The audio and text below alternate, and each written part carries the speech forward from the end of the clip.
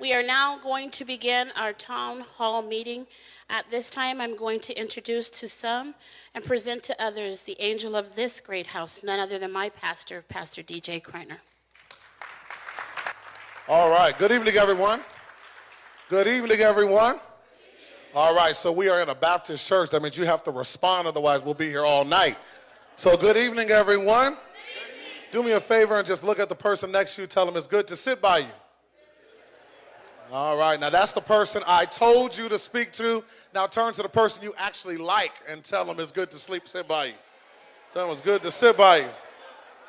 It's good to sit by you. Sit, H, sit.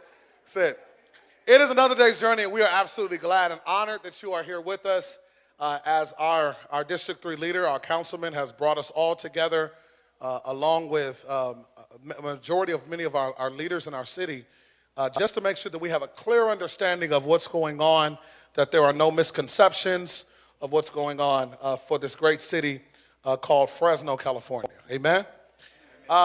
Before we get started, I want to welcome you to this fine house. This is a magnificent church that has historical roots to it, even from the days of Pastor White to the great Moses of our church and of this area, Pastor Chester Riggins, to Pastor Scott, and now to this little skinny brother that you have in front of you as the senior pastor. But we want to welcome you. We thank you for taking time out of your schedule to be here. We honor our councilman for allowing this church to be of use. We thank Danielle for all the work that she has done. And of course, our former mayor and our sister, Mayor Swearingen, for all the work that they've done as well for this night to be possible. Are there any dignitaries or we have any city leaders that are in the house, elected officials? If you wouldn't mind standing, just so that our community can see you. Could you just stand real quick? All elected officials, if you're here, would you please stand just so that we can have a chance to see you? Can you give it up for our elected officials, please? Thank you so very much for coming. Thank you so much. We know those that have worked real hard today because they stood up slow, and then those that didn't work at all, like Eric, stood up real fast. And so we're just grateful that you're here, man. Thank you.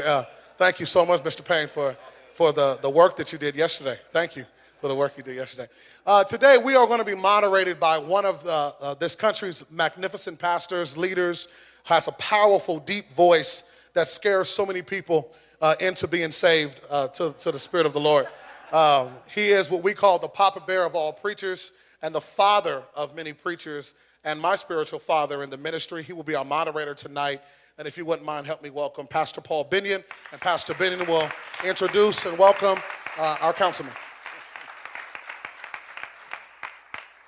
Well, good evening, family. Good evening, everybody. We're happy to see all of you who are here for what we believe will be a night not only of information, but also inspiration, but also a night of clarity. I needn't say this, but I'm going to say it anyhow because I have the microphone. One of the things that marks us as a people is our civility, gentility, dignity, grace, and politeness. I heard one half of amen. And so I want to say that even as we come together as a community, we are not going to exempt ourselves from the way that we interact one with another. And so we're going to hear from our councilman, also hear from a very special guest, and then we're going to receive questions, and they're going to respond to your questions. We're also going to honor the time frame, which has been allotted to us tonight. But again, we're very happy to see all of you here, and we trust that you leave here tonight with your mind settled, your questions answered, and with clarity in where we're going and what direction that we are partaking upon. Allow me this time to introduce the councilman for this district, Mr. Oliver Baines. Please come.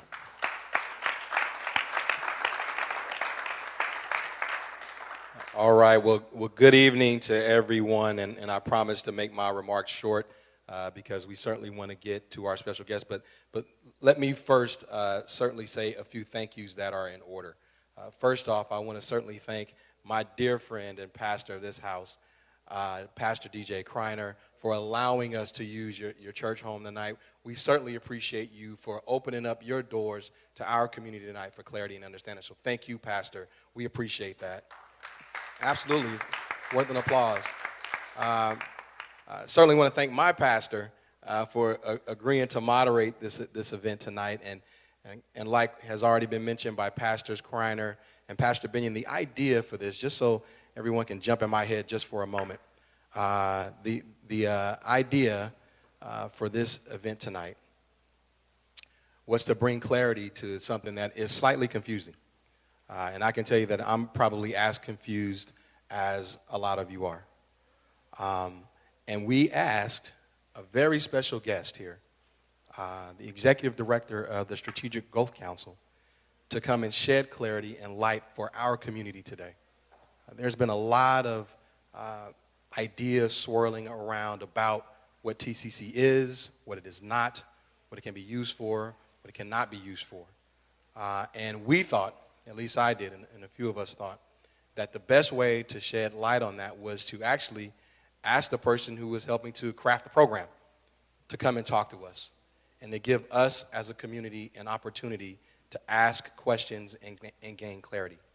So, Randall, I want to thank you so much as well for he came all the way from Sacramento with his staff here, Daniela, tonight, to come and just talk to our community. Randall, we thank you as a Fresnan, as a council member of this district. We thank you for coming here to spend this night with us. We greatly, greatly appreciate it. Yes, absolutely. And then I also get the distinct honor and pleasure of welcoming a dear friend, a great leader, to come and share a few remarks with you all tonight. So I get a chance to welcome Dr. Joaquina Rambula up here, who is my assembly member and many of yours as well. And let me just say that Dr. Rambula is in his first term serving in the California State Legislature as the assembly member of the 31st District. But let me tell you, the impact that he has had already for us here in the Valley has been tremendous.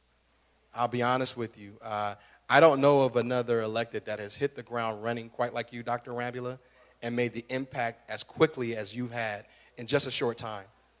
It is truly an honor and a pleasure to call him a friend, and it's truly an honor and a pleasure that you represent me and that you are my assembly member. So without any further ado, I want to welcome a great leader, Dr. Joaquina Rambula.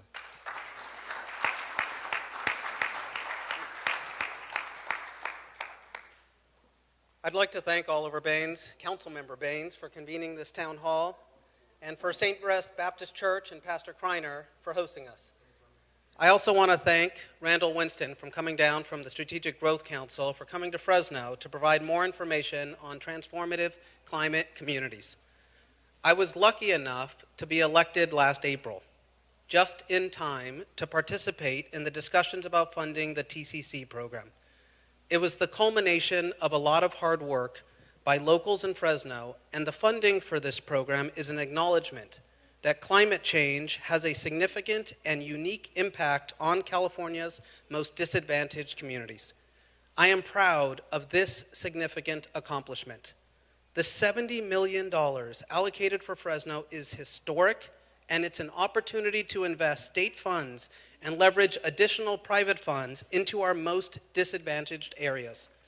I am pleased that we were able to get the largest portion of the TCC funding, and it represents an opportunity for us to lead the state in addressing climate change in disadvantaged communities while creating partnerships and economic opportunities for our community.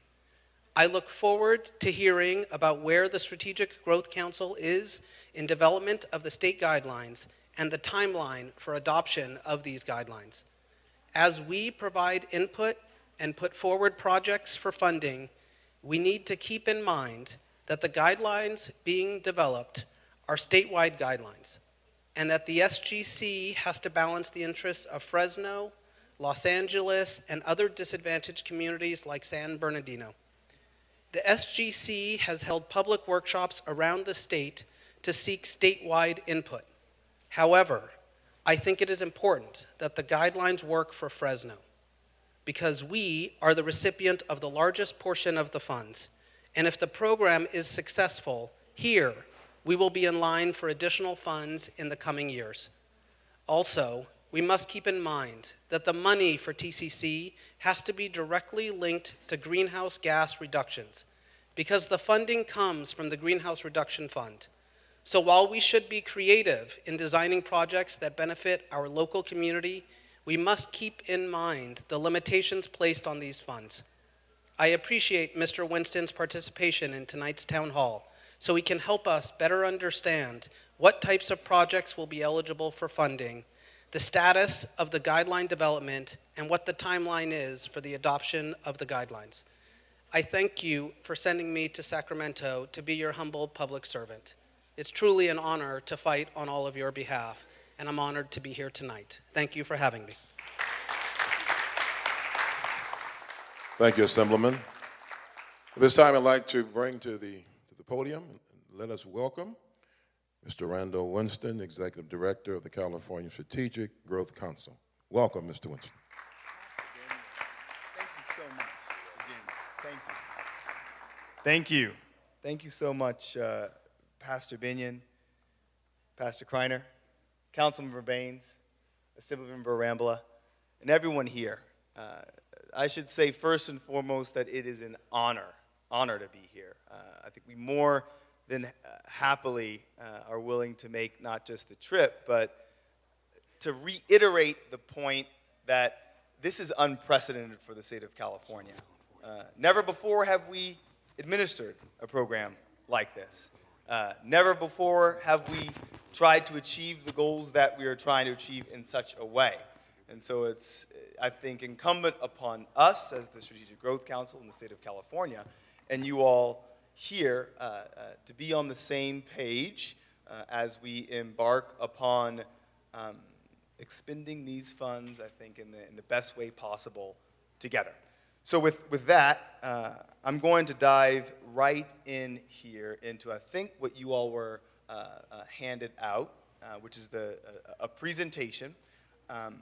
And really, I'll echo again some of the comments that Councilmember Baines and Assemblymember Arambula mentioned about maybe some misunderstanding or a need for more information and clarity about what transformative climate community is, what it's not, and what it means. I'll do this just by walking through 5 questions.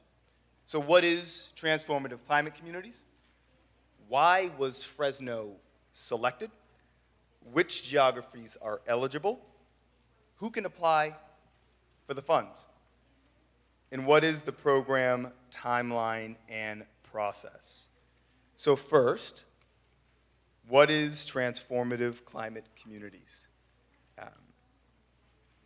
Last fall, in September, the governor signed, after the championship and authorship of a number of members, AB 2722.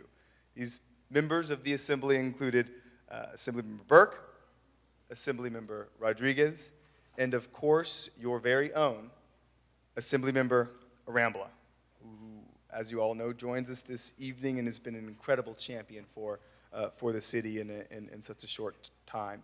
I'm just going to read what the language says directly. Created the Transformative Climate Community Program to be administered by the Strategic Growth Council to fund the development and implementation of neighborhood-level transformative climate community plans that include multiple coordinated greenhouse gas emissions reduction projects that provide local economic, environmental, and health benefits to disadvantaged communities as described in that section of the Health and Safety Code. And we'll get to that a little bit later. I'm going to quickly provide a program overview, though, before I get to some of the other points of clarification. So if we could move just to the next slide here on program overview. Again, just a quick rundown. There are $140 million available this year in funding. At a high level, the program seeks to focus on the most disadvantaged communities in the state. We are taking a place-based approach to transformation. This means drawing from the context and participation of stakeholders such as all of yourselves.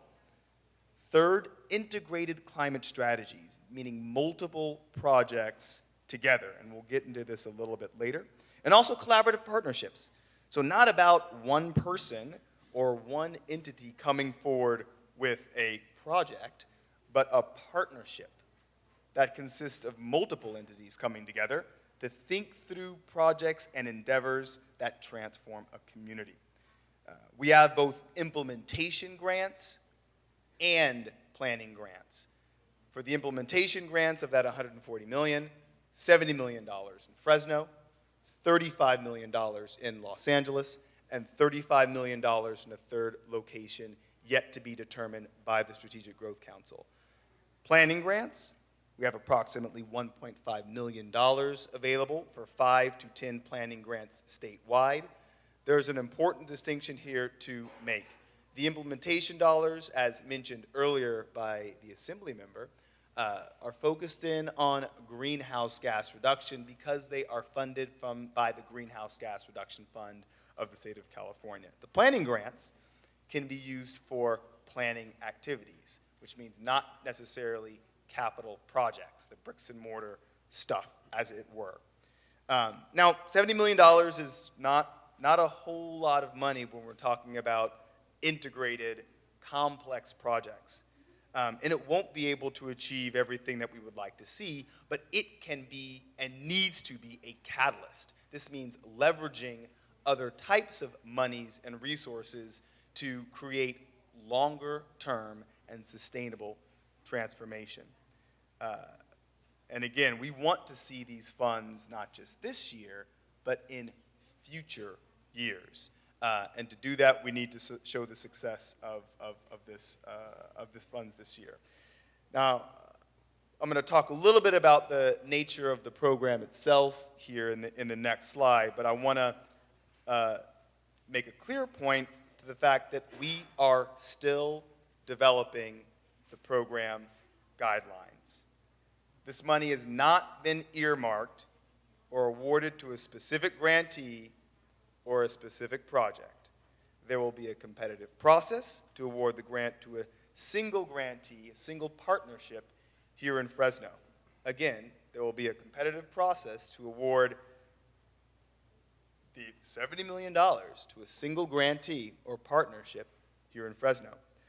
Now we have, however, even though we're still in the process of developing the guidelines, through our guidelines and through policy, articulated the state's priorities and the direction of the program through a rulemaking process and what we are calling our draft scoping guidelines. So that being said, let me walk quickly kind of through some thresholds and the previous slide, my apologies.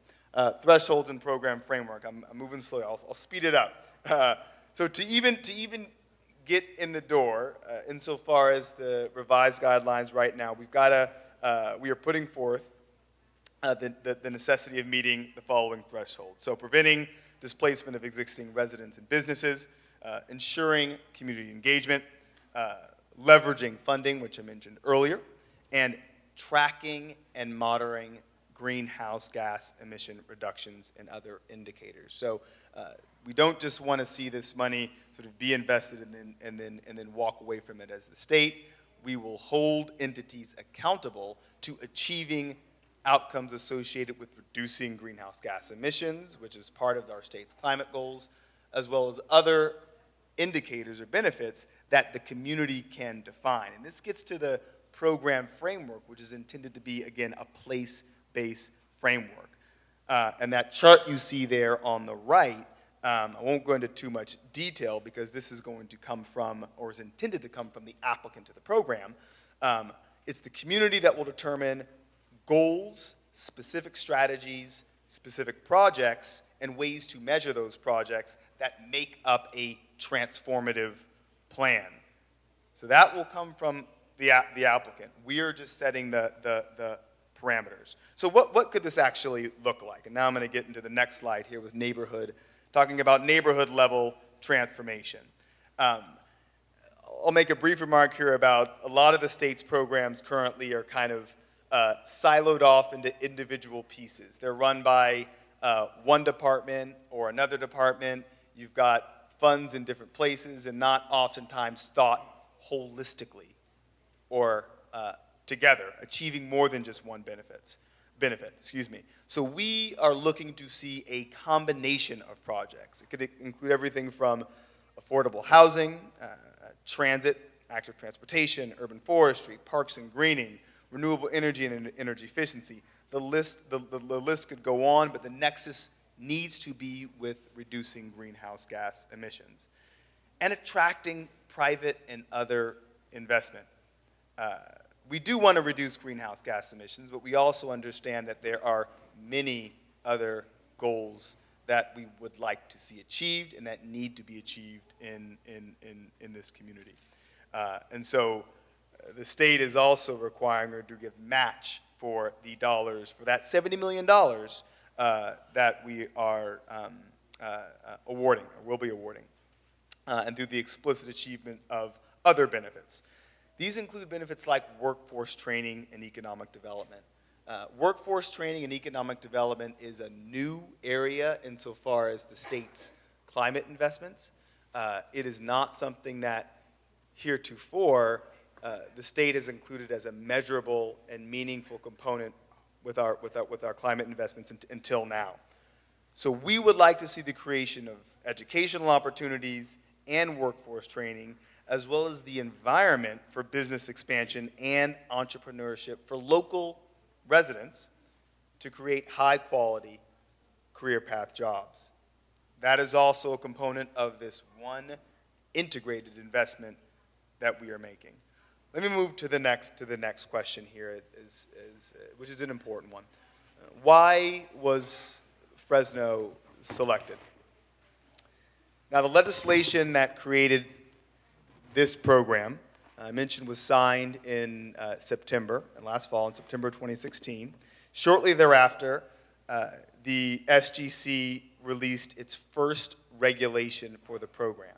So this is important to recognize. When the legislation was initially passed, no city had been named. Not Fresno, not LA, not any jurisdiction.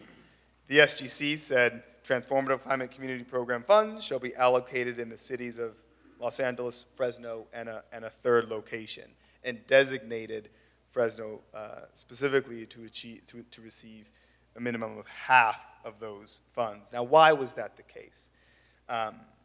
We know through the state's own tools that Fresno does have the largest per capita population living in the most disadvantaged communities in the state. And this is subsequent to a tool called Calendar Screen. Now, I want to take a moment here to acknowledge some history on multiple fronts.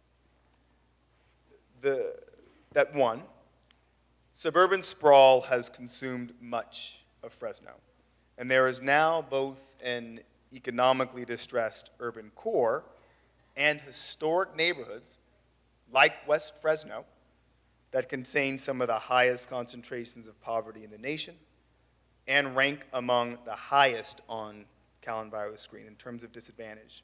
We also acknowledge local leadership that led to Fresno's new general plan, directing growth to infill areas and reversing the pattern of sprawl, helping to support growth around California's high-speed rail. Now, high-speed rail, I must note, is one of the single largest infrastructure investments in California's history. It's a priority for Governor Brown and essential to reaching our state climate goals. We're now in the midst of needing to weave together these host of concerns and investments and really opportunities. And that is not the challenge, but the opportunity before us now. Next question here. So which geographies are eligible? I mentioned the top, the most disadvantaged communities, or the top 5% of disadvantaged communities in the state. Here in Fresno, this map depicts the 40 census tracts that are eligible according to Calendar Screen 2.0. And just to, again, explain Calendar Screen, it uses environmental, health, and socioeconomic data to indicate communities impacted by pollution. Those census tracts could be break down further. Again, this is just the top 5%, 40 census tracts in Fresno, according to Cal Enviro Screen 2.0, that are eligible for the program. Next question. So who can apply for the funds?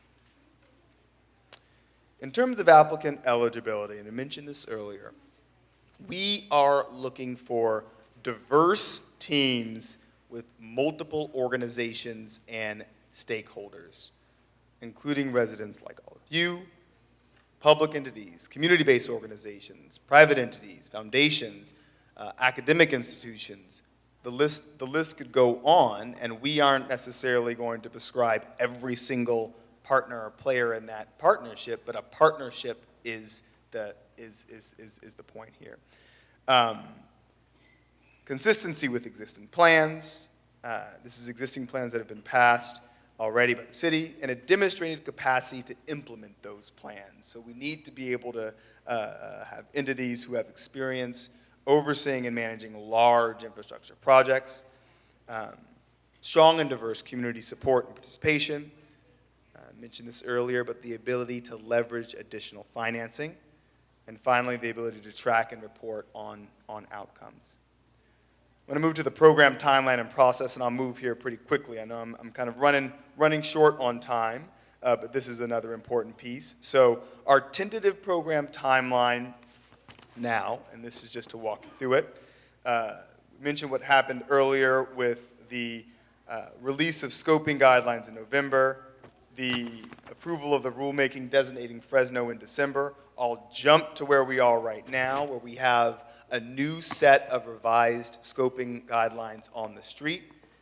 We'll release an updated version of those guidelines next month, and we anticipate being able to post final program guidelines in July.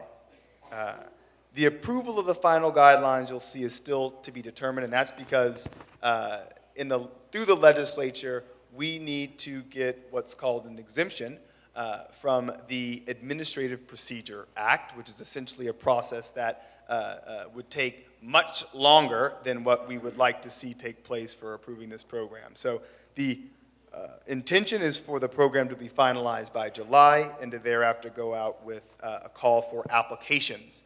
And for the tentative application process, and the last slide here, we'll call for proposals. We'll have a deadline for submission of those concept proposals. And there's really sort of two parts, both concept proposal and full application. And we'll announce invites to full application after a concept proposal process, and a deadline for full application, and then announce awards. And I can say here that tentatively, if the timeline goes as we'd like to see happen, by the end of the year, being able to make fully wrap up the award process, and planning grants following a similar timeline. So with that, I want to thank you again all for your patience in walking through the presentation, and I'm looking forward here with my colleagues to a robust dialogue. Thank you again. All right. Thank you. Can you all hear me? Okay, this works good. So what we're going to do, before we get to a couple of audience questions, we're going to give you all an opportunity to ask some questions in a minute. But because I'm hosting, I'm going to take the opportunity to ask a few questions myself, if that's okay. Randall, if you can have a seat right here. And Pastor, I'm going to hand this to you because I know you guys are going to need to field a couple questions. And so I realize that I listened. A lot of people ask me questions, Randall, about TCC, and I realized that I had some of the basic questions that many people in the community have, and certainly appreciate you walking through the presentation, but I just want to almost ask the most basic of questions, like, how did all this really come about? So I know you kind of walked us through it, but what really is driving this, and how did it all really come about? Yeah, no, absolutely. I can explain that a bit in a little more kind of a straightforward way. So, so we've got these things called our climate investments. The Transformative Climate Communities Program is one of about over a dozen different programs. They've been around for about 2 years now. I think after the first year, this is well before Transformative Climate Communities, after the first year with some of those programs going out the door, we heard from community members, from stakeholders, from many people in this room and leaders in this room that, hey, look, the state, you guys are operating in a really siloed, kind of one-off way. You have a program that allows for maybe urban forestry here, maybe a park here, maybe some affordable housing here. They're all run by different departments and agencies. They all have different timelines and requirements. None of this is being thought of, and again, I'm kind of echoing what community members and stakeholders told us, none of this is being coordinated in a integrated way, and integrated in such a fashion as to make kind of the sum greater than each of the parts, right? Really accelerating the benefits that can come from these investments. That conversation is what really led to this program. How can we think bigger? We have, right here in California, the most ambitious climate goals, greenhouse gas reduction goals in the nation. And there was a sense that our programs, the way that we were spending our cap and trade dollars, weren't yet kind of living up to that ambition. This program was meant to live up to that ambition, creating a, not just statewide, but I think we hope a global model for thinking through highly integrated investments and doing it in the most disadvantaged parts of the state. And so it's interesting. I hear you use that word integration a lot.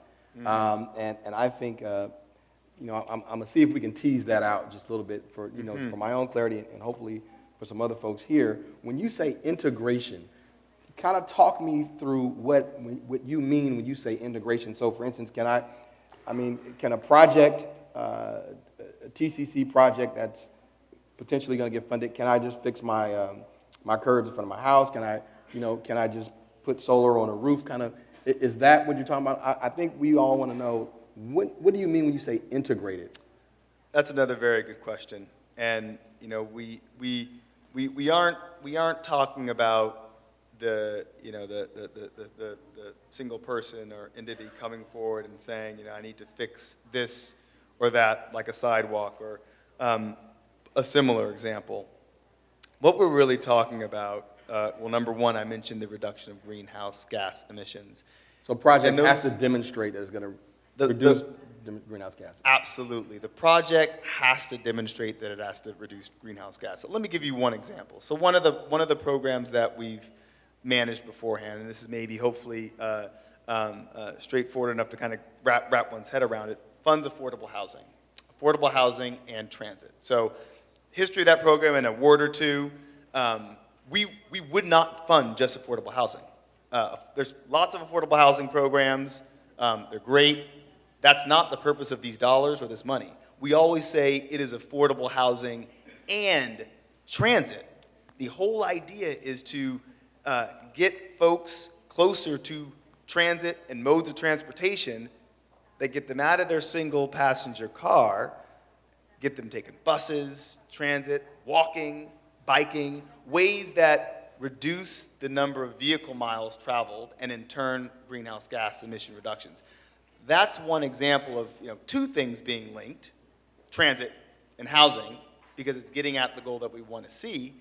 TCC, the program that we're talking about today, does that times 10 plus, times 100. So we're talking about linking not just housing and transportation, but parks, greening, green infrastructure, other types of investments that can, to put it in a kind of a straightforward way, not just sort of create more sustainable communities, but sort of accelerate the sustainability of those communities and how we can reduce greenhouse gas emissions. So there's that, and there's the capital piece. But let me answer just one more piece about integrated projects. I think this is important. So there's all these capital components. So it's not just about sort of repairing a sidewalk, but thinking holistically about the investments themselves, energy, water, other ways to reduce emissions.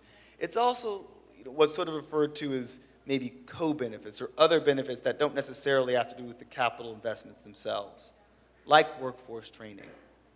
How are we making sure that the jobs and other opportunities created through these investments actually benefit the residents and communities in which they're going and those who are most impacted. And I'll be straightforward in saying that's something that we're thinking through in a pretty detailed way, and some steps for the first time through our guidelines.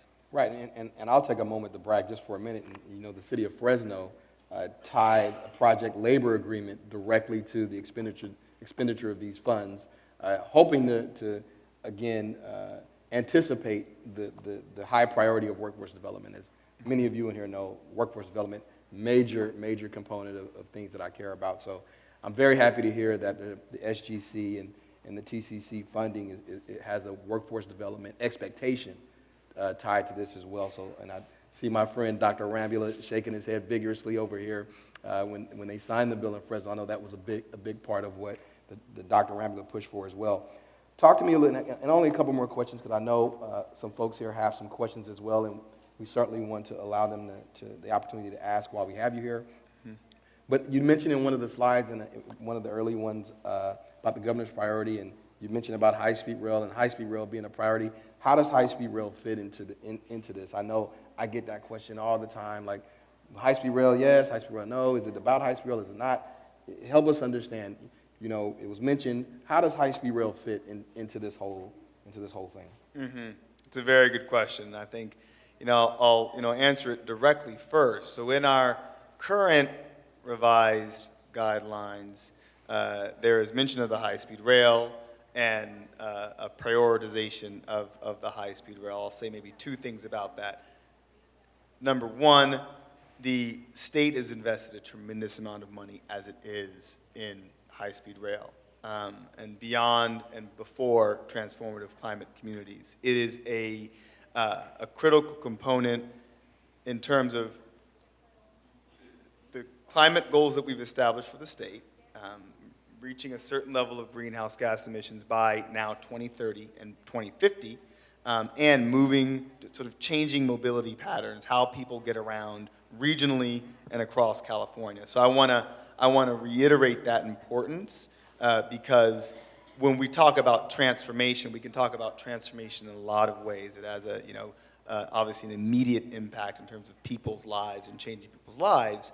There's also the context of transformation when thinking about the state of California and how folks travel, and I think high-speed rail fits into that. That being said, I think from the first set of guidelines to the revised set of guidelines, there was some specificity about the investment from TCC only being limited to a 1 mile radius around the high-speed rail.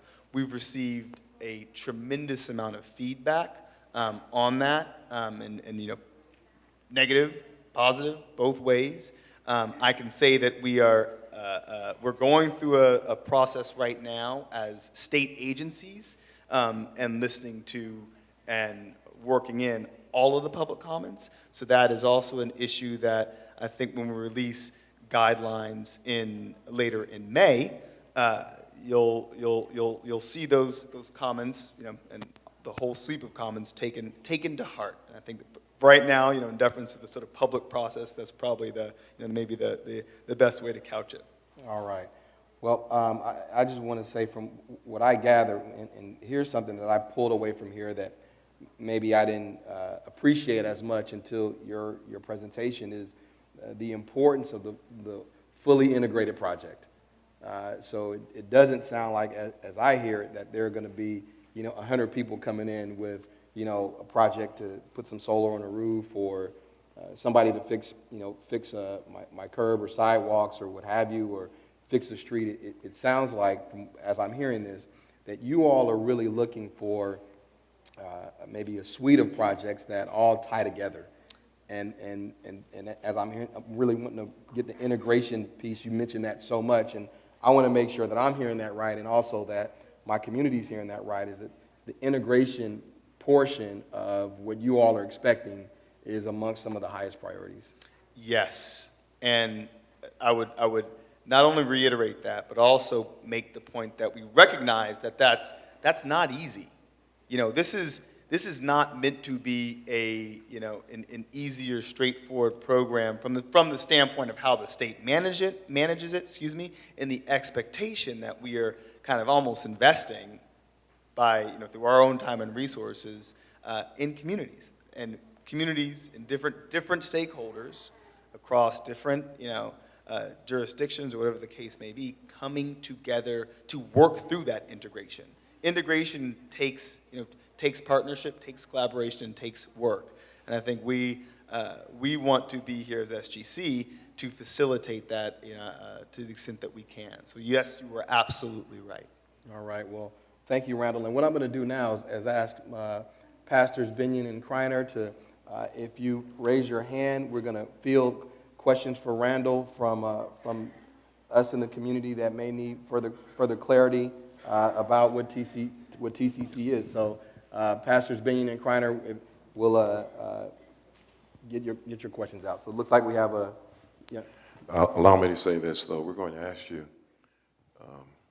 dear hearts, to ask a question. We're not here tonight. It's not the appropriate time for commentary. I'm going to ask you to direct a question to Mr. Winston and also to the councilman. A particular question, please, and they will answer it. And I'm sure you may have another question, but we want everybody here to have an opportunity to ask a question, and then we'll come around again. Is that all right? Okay.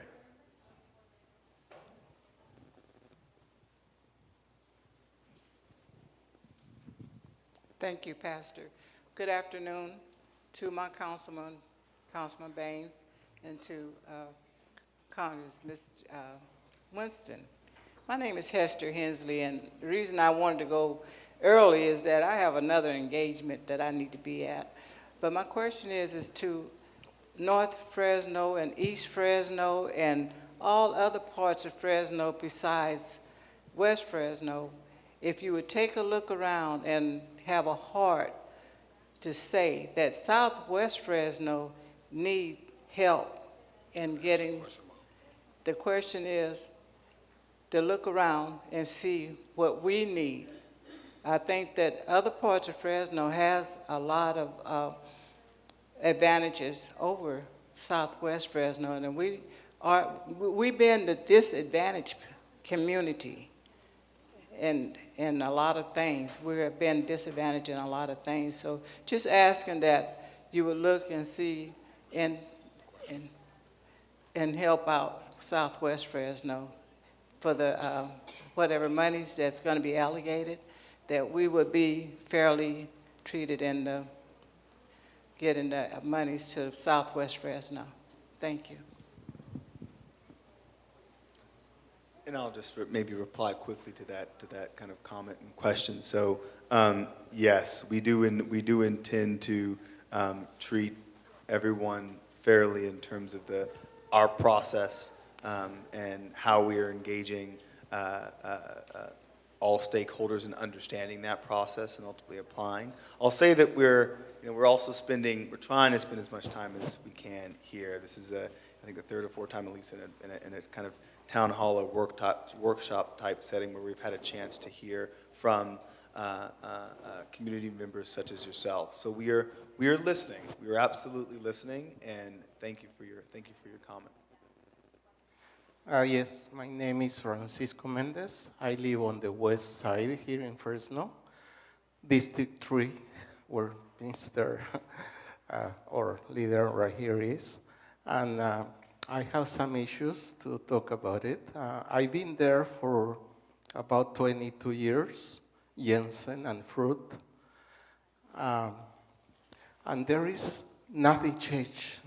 It's the same thing. We have been asking city leaders, council members for help, plant more trees, cut the air pollution, and we don't have really green parks for our kids. We have Hyde Parks, used to be a garbage disposal, is closed. It's only small hill there. We have another park near my house on West and Jensen. It's also one of the first parks built here in California. I mean, garbage disposals. Brother, we need you. So everyone, no disrespect, don't mean to cut you off, but we need you to ask a specific question so that we can answer the question so that everyone can be heard, okay? Thank you. Need you just ask your question real quick, my friend, please. My point is that we need real parks and trees so we can live longer on the west side, also all over California.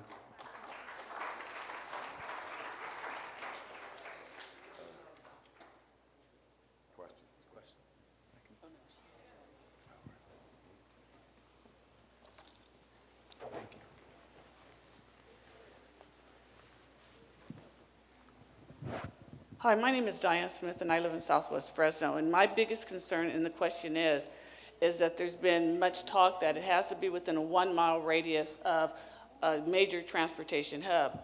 Well, when you put that hub around high-speed rail, that's eliminating most of this area, which is the prime reason that the money is coming here. So my question is how do we bring that together? Because what I heard at one meeting is they said, well, once we do that, it's going to be a domino effect. Then that would bring other people in. Well, I've been over here for 30 years, and there's been no domino effect. So I want to know what the difference is this time, and why does it have to be centered specifically around high-speed well, which actually eliminates the area, one of the most disadvantaged areas there is in Fresno. That's a very good question. I'm going to answer it in a few ways. So first of all, I should say that we are still revising the program guidelines. So what you have heard about this 1-mile radius around high-speed rail is in our current draft. We've not finalized the program yet. We heard comments similar to the one that you just made about communities in and outside of that radius. We're now taking those comments into our revision process, and we will come out with updated guidelines in the month. So just to be clear, that what's in the guideline, the draft right now guidelines is still draft, and we have not made a decision one way or the other about geographies or the program framework. It's in the draft program, draft guidelines. So that number one. And your point as well is well taken, and we are listening again to those comments.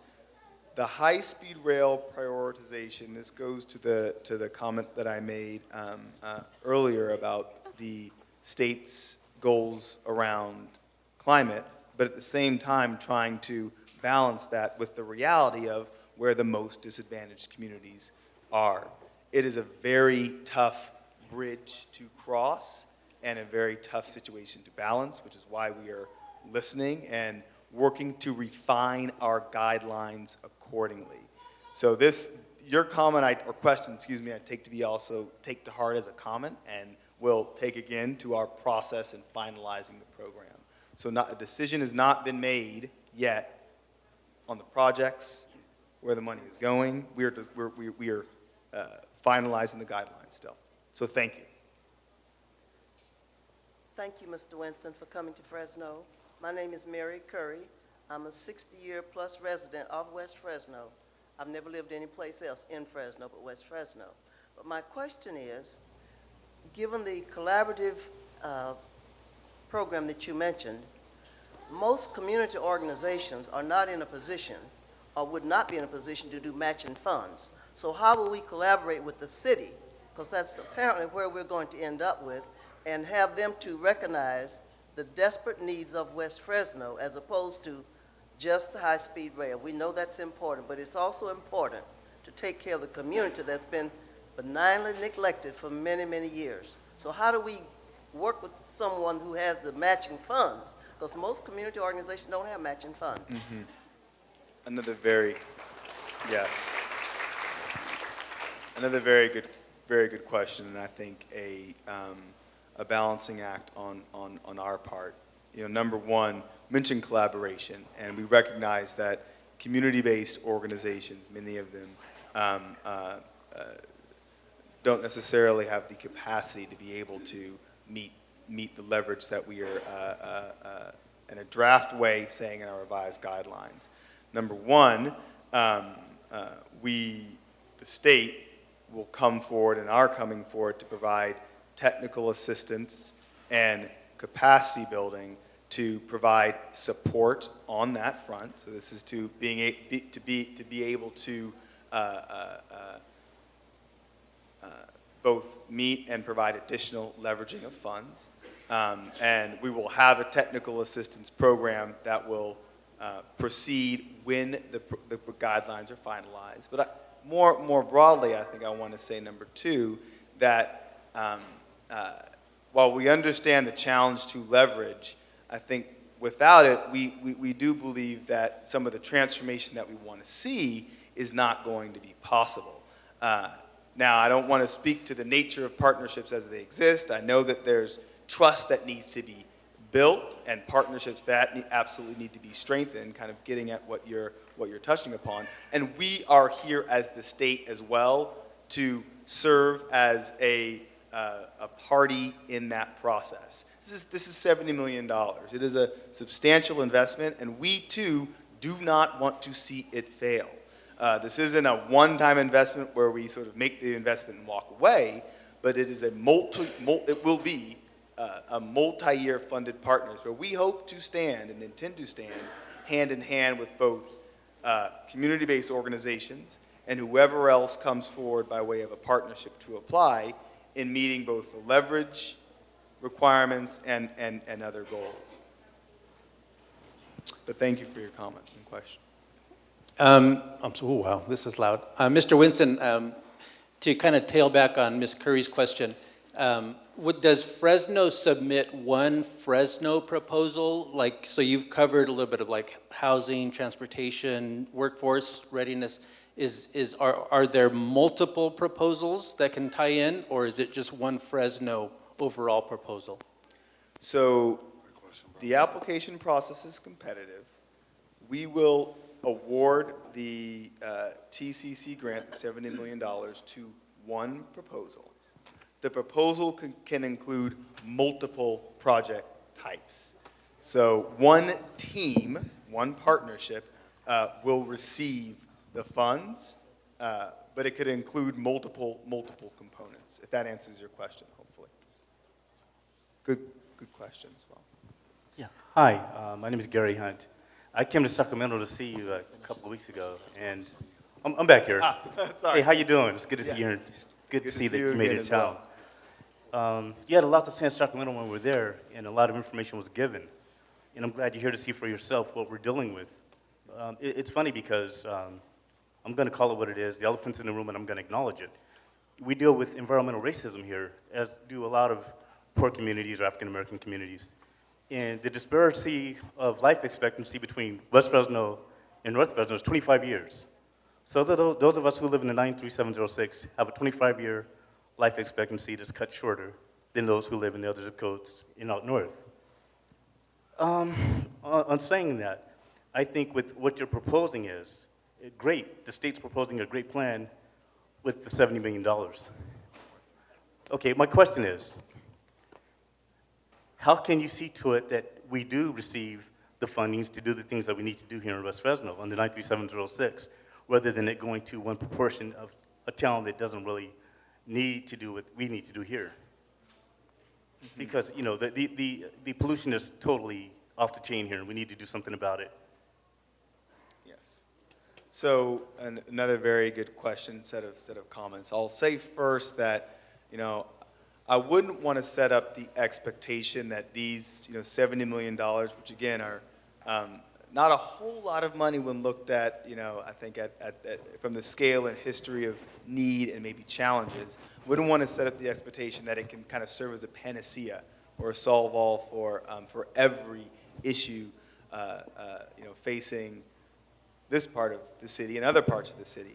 This is a catalyst. This is a set of funds that I think, if leveraged appropriately, can hopefully achieve a lot of the elements and challenges that you were describing. So that number one, basically setting of expectations. Number two, what I'll say is that we are designing our guidelines to help ensure that that our investments, wherever they do go, wherever they end up going, that we are holding the parties accountable for achieving the outcomes with regard to health, greenhouse gas reduction, workforce training and economic development, and some of the equity elements, and I'll say it as well, elements of environmental racism that you're speaking to. Is that going to be not just challenging, but probably incredibly challenging? Yes. Are we stepping into a situation where there has been conflict? Yes. Are we trying to be open-eyed about that? Yes. We're going to do the best that we can as a state agency, responsible to a host of state agencies who make up my council, appointed by the governor, and we're going to do what we can. We're going to need, obviously, individuals like you as part of the endeavor. A lot of what you're asking, I don't want to pretend to have all of the answers to, but we have an incredible amount of optimism, and we've got time, and we've got money. Thank you. Good evening. Over here. My name is Luisa Medina. I spoke briefly with you in March in Madera and expressed some of the concerns that you're hearing this evening, and I assure you you're going to continue to hear. Looking at your slides here on thresholds and program framework, ensuring community engagement is one of those points. So my question to you is, what are you going to do? You just spoke about accountability. So my question goes to accountability as well. And what metrics are you looking at using or to determine that there is, in fact, viable, meaningful community engagement throughout this process? How will you evaluate that overall? Thank you. A very good question, one that we're also diving into further at present, and my colleague Daniela here can speak to even further. So I'll answer it in a couple of ways. One, we certainly want to acknowledge the existing planning efforts that have taken place both here in Fresno and other parts of the state, which have involved tremendous amounts of community engagement and participation, and that we hope will feed into TCC. That being said, your question is really about kind of accountability moving forward. How is the state SGCR partners, how are we going to kind of hold whatever entities apply accountable to that engagement? We are exploring doing so in a number of ways. So the revised guidelines currently require a collaborative stakeholder partnership in which relationships with regard to all entities at the table, community-based organizations and others, the roles and responsibilities are well defined.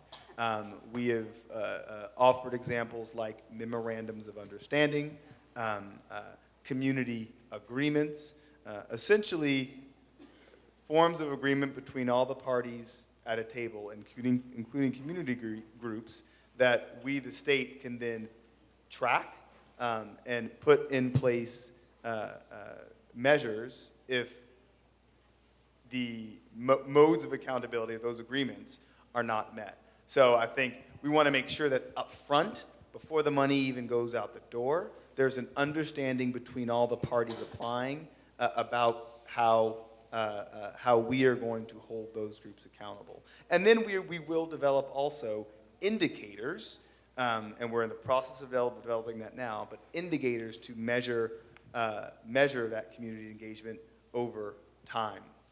Again, we aren't seeing this as sort of a one-year investment and then we walk away, but 3 to 5 years plus, and hopefully more funds.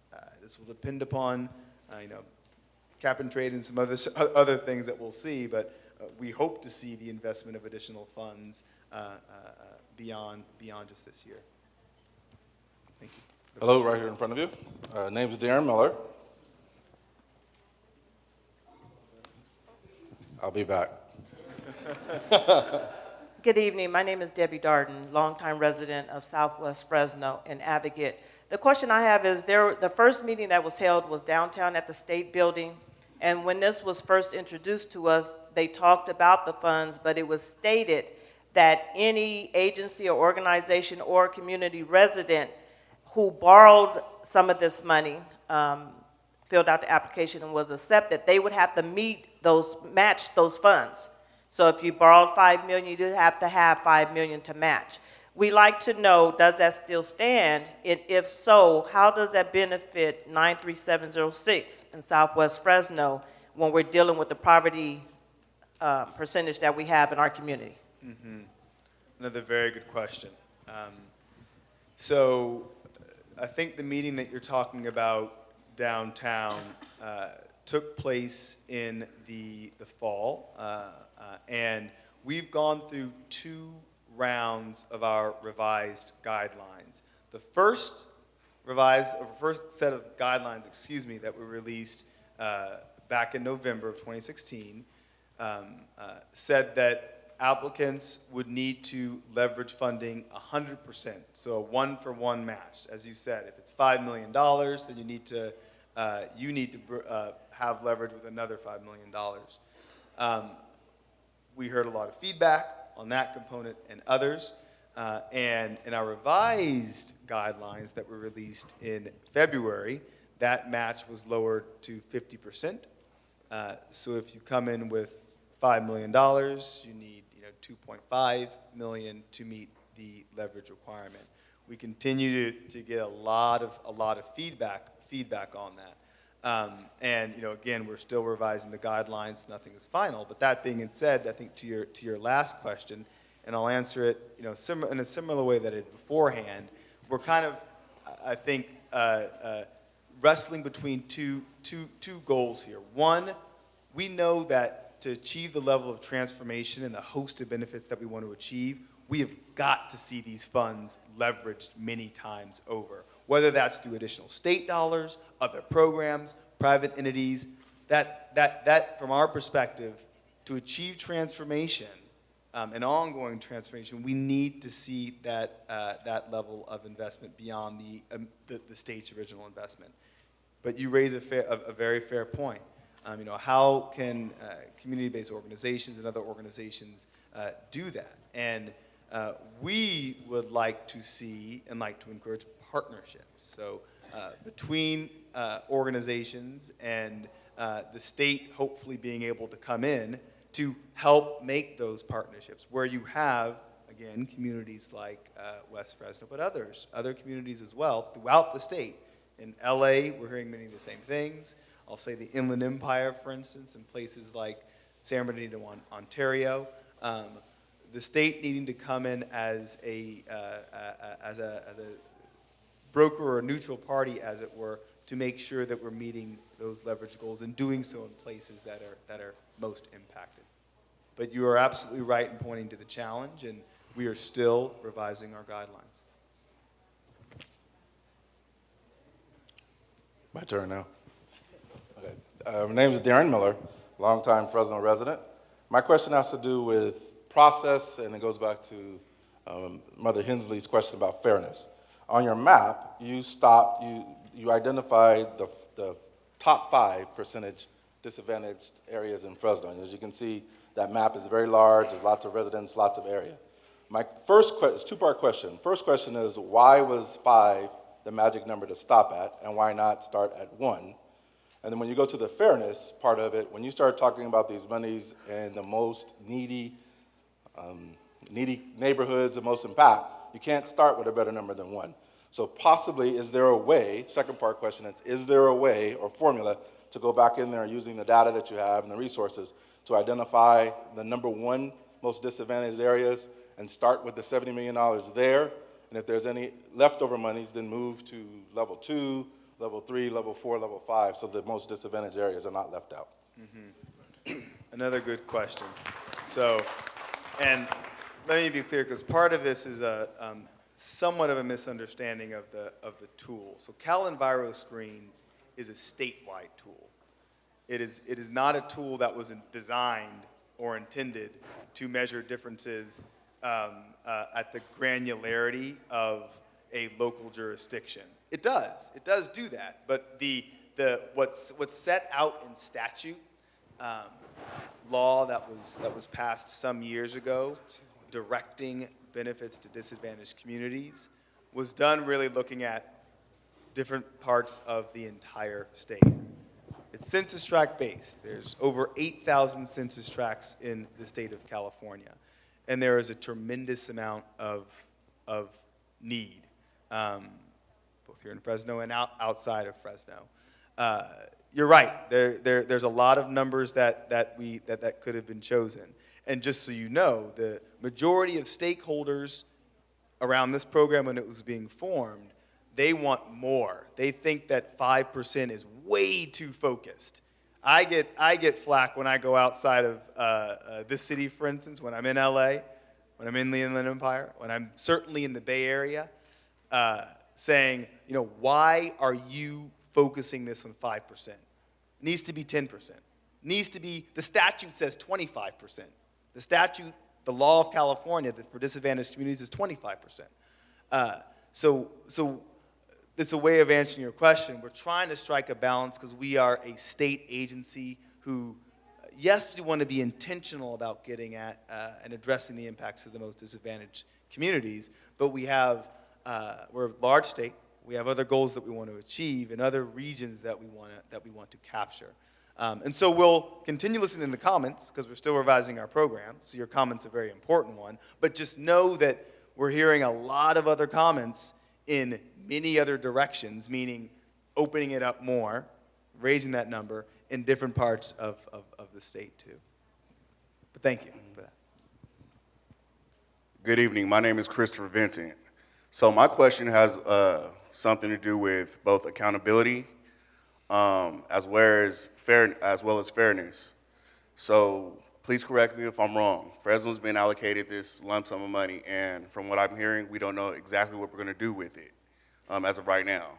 Guidelines have yet to be set. So my question is, what system of checks and balances or an auditing system will be put in place so that we can ensure and the people of this community can be assured that the funds were allocated justly and they were put to channels where they need to go.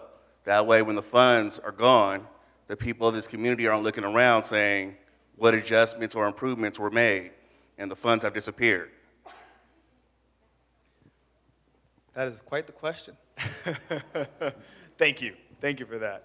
And it's a difficult question. So I'll answer it in a couple of ways. This program, Transformative Climate Communities, for the first time of any of our state's climate investments, is putting in place accountability measures through what are called indicators. Indicators that will point to measurable ways to assess the outcomes of the dollars that we invest. We are requiring that both upfront and how we measure accountability for wherever those dollars go. We are building that into the design of our program. Now, kind of the nature of your question is sort of, I can answer that today. We aren't, in a place where we're looking 1, 2, 3 years out, and so I recognize that it's easy for me to say that now, and we'll need to prove that is the case, as the investments play out. But I can tell you that that is part of the design of our program, or at least we intend for it to be, and we are still designing the guidelines for the program. But we want to see, again, specific ways to measure all of the outcomes that are defined by the communities that apply, by the applicants that do apply. So thank you. Hello, I'm Stacy Williams, and I have a question. I was at the guidelines meeting that we had in Sacramento a couple weeks ago, and the question I have is on the technical assistance and the application process, because there are some funds that are supposed to go to the community so they can start with research and application and technical assistance. What is the guidelines for that so that we can make sure, sorry, am I talking loud? How long are we going to have for the community to have access to that technical assistance, the application process? Because as we know, there's a few politicians in the room right now that are already working on their research and their stuff, and they have their ducks in a row. Where's the community's access to that technical assistance and application so that we can catch up with the politicians like Baines and Swearingen who are already 10 steps ahead of the community? A good question. So, and let me just clarify here. So, we have, just to put the dollars out there once again, $140 million for TCC. This is the $70 million for the implementation grants, 35 in LA, 35 in this third location. We also have the $1.5 million for planning and, basically developing or furthering planning efforts, the capital P. And then we have $2 million apart from that, and this was established legislatively, for technical assistance. We are refining the scope of what will be an RFP, a request for proposals for technical assistance now. Our technical assistance program is not just for TCC. It is for all of our state's climate investments. TCC is obviously the subject here and now, but there's a host of other investments in the that we know we need to help prepare communities to apply for. And so I can't share with you the specific timeline for that today because we haven't finalized it yet. In the next couple weeks, I'm hoping we can get that out on the street. Our timeline so far has been, we made a request for information about 3 weeks ago, and that is basically, we made a call for all entities who provide technical assistance, including SGC, but all entities statewide. We've received interest from over 41 entities across the state. This is folks who are skilled at doing everything from capacity building to quantifying greenhouse gas emission reductions to piecing together projects. We needed to get a better sense of the landscape of the experts statewide, and now we will bring them in and develop requests for proposals, as I mentioned, based upon that interest. So if you can bear with us a couple more weeks, we are getting a lot out of the door in a very short amount of time. We're trying to design a program. We're trying to design this other technical assistance program, and we are working as diligently as we can because we understand and hear the need, and not just from communities here, but communities across the state.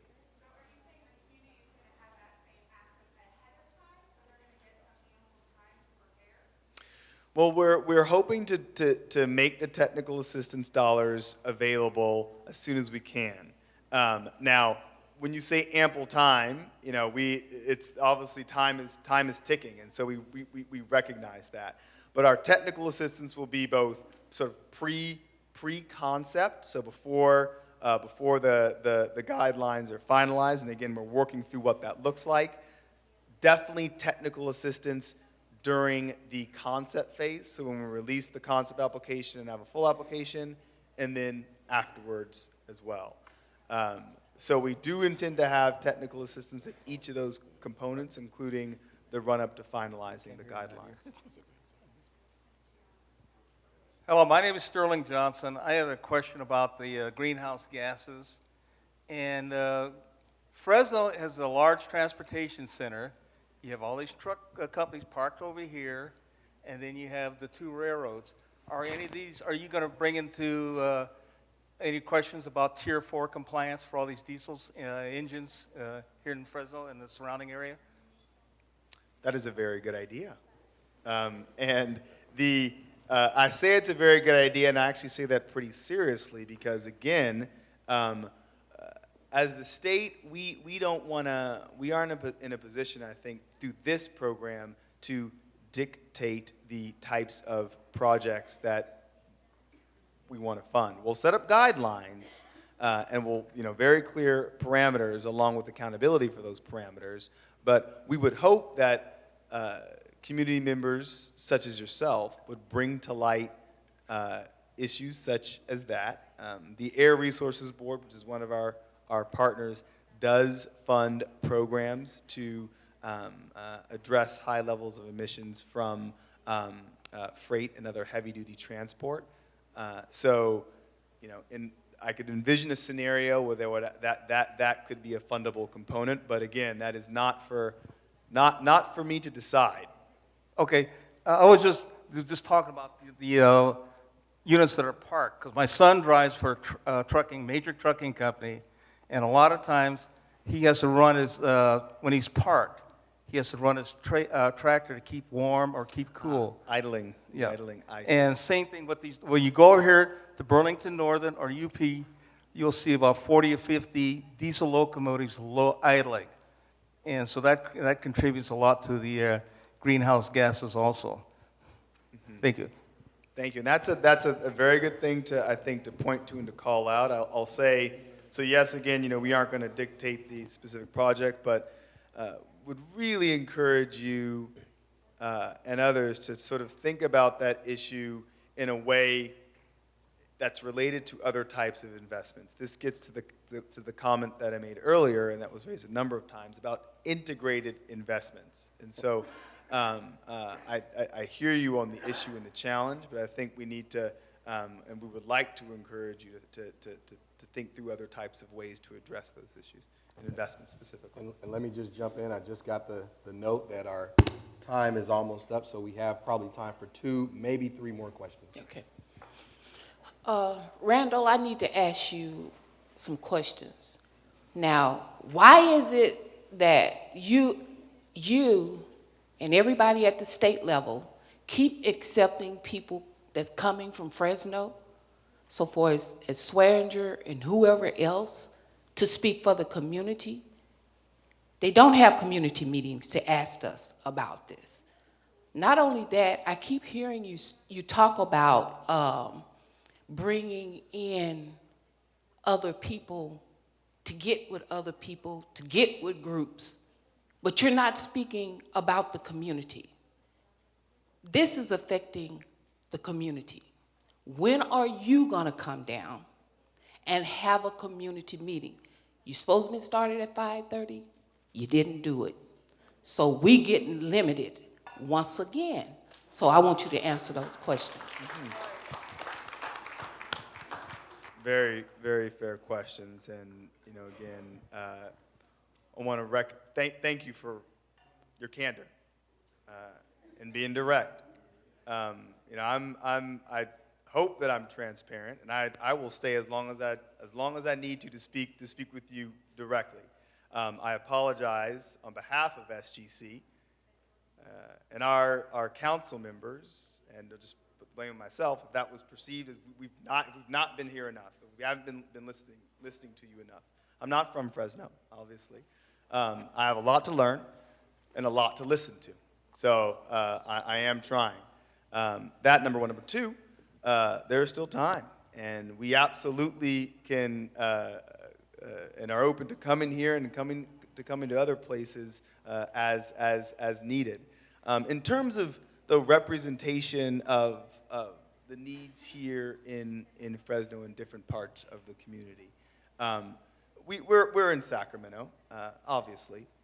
We hear from a host of different individuals, and there's an echo chamber that's created where we have to filter comments, and we do that the best that we can. And obviously, it's not directly here in the community. So that's part of why I wanted to come here today. I know it's not meeting, as you've expressed, everything that I think we need to meet by way of listening, but it's I hope, a step, and I certainly hope to and plan to take additional steps to hear what the concerns are and hopefully build that again into our program. So I've got time. I know we're almost out of time here, but I look forward to speaking with you after this session. Oh. Hello there, sir. My name is Kyle Hunt. I also live here in Fresno. My question is particularly about the pollution, more so the industrial buildings that impact the area.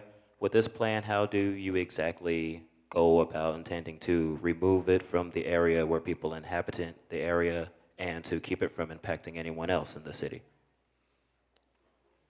So another good question. I think a general issue raised about the pollution that's very real and measured by the tools that we've used even to identify the communities.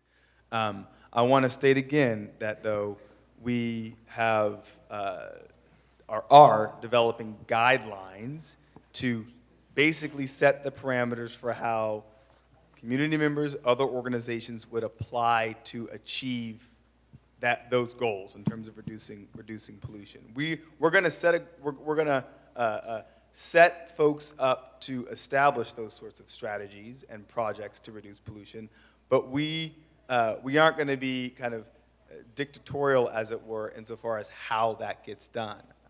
We're going to provide assistance. We want to provide technical assistance and support to get there. But we need to first finalize the program guidelines. So we are in a sort of design of the guideline stage right now. So the extent to which you can help us think through, okay, yes, we want to see the reduction of pollution here in the city of Fresno, but taking a step back from that, we want to see, okay, how can we design a program that helps us meet that end, that also maybe could be seen as a model in other parts of the state. So it's a challenge, and we want to work with you to do that. But we're in a sort of designing the program phase right now. All right, we have time for our last two questions here.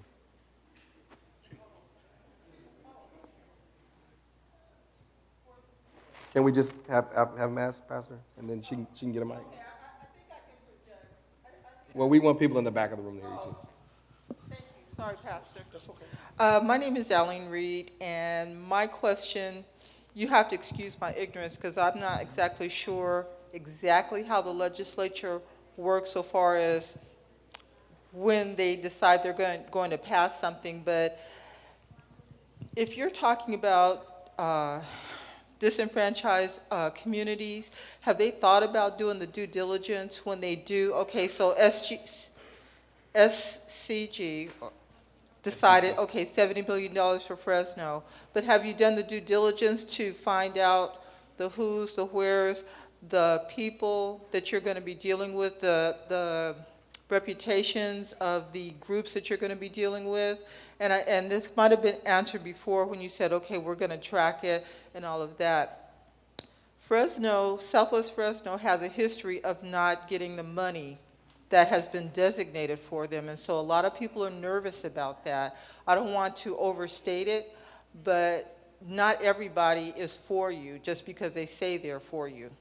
And so a lot of people, a lot of community members, like my 98-year-old mother, is very nervous about this. We've got the environmental racism, we've got Darling International, we've got landfill, we've got all these things.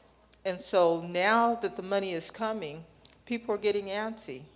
You have Central Valley Community Foundation. They have a lot of people on their board, but we don't know that they're going to have Southwest Fresno as a priority. We don't know that. And so we want to make sure that we're at the table when these decisions are being made. So I'm just wondering, legislatively, are they looking at any of this stuff? I mean, are these people and these groups being vetted? Have community members been asked? Now that Fresno's been chosen, talk to the people. This is what Brunette's talking about, and this is what a lot of us who live here for a long time are talking about. We want to be at the table when these decisions are made to make sure that you not just hear us, but really listen. There's a history here of the disadvantage, and so we want to be heard, really, and have an action taken after you've heard us. So, and thank you for that question. And I think you brought up a series of issues that are important. So from the standpoint of the legislation, that led to the establishment of prioritizing the 5%, and in turn, the SGC in the fall, chose based upon the 5%, so wasn't digging that much further, but chose to allocate the funds in Fresno and LA in a third location. So we were kind of learning through those processes.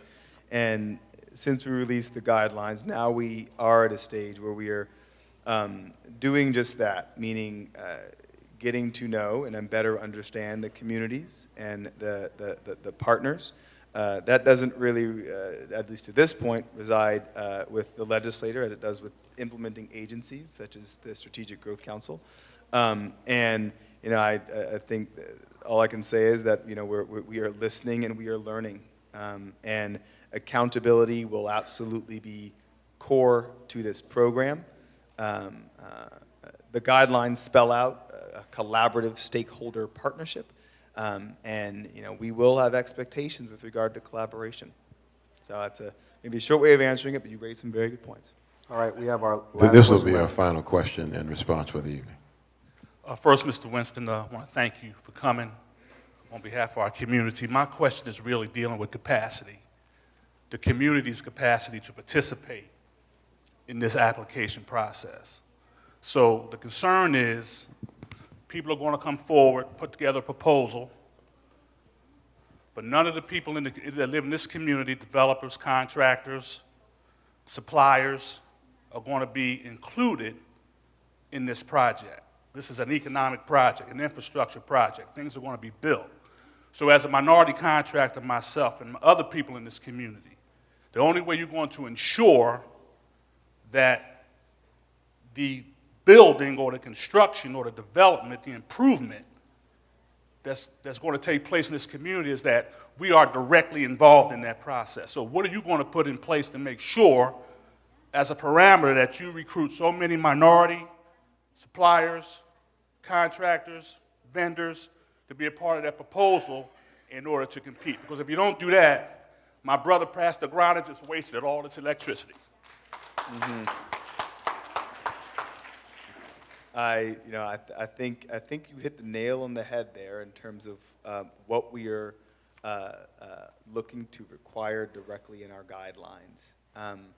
Beforehand, just to be totally transparent, in some of the other states, all of the other states' climate investments, they did not include requirements with regard to local hire, workforce development and training, where those jobs needed to go. Some jurisdictions decided to do that, some did not, and the dollars were spent in ways that sometimes led to the benefits that you're talking about, and sometimes they did not.